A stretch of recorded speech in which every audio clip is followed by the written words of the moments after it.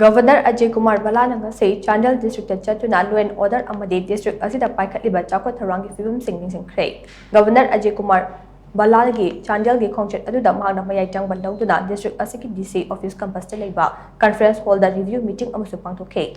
Mifam aduda district asida paikhatliba tongan ba central sponsor scheme gi thabak thoram shing Yengsinkhre.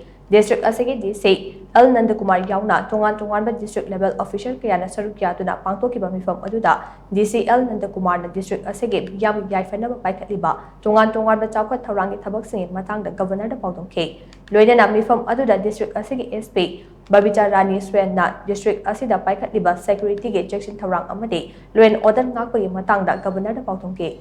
Maduda governor na lengaki official da miyamgi phongpom thokpa khudong chaba sing ningthina phanghanaba pautang pike. Khongchet aduda governor na district asigi tongan ba civil society organizations sigi mihut singa unaduna makhoi wakat sing takhe. Ngasigi khongchet aduda governor Ajay Kumar Bhalla na district library amade information technology center amasu sangaduna yamda sinakhe.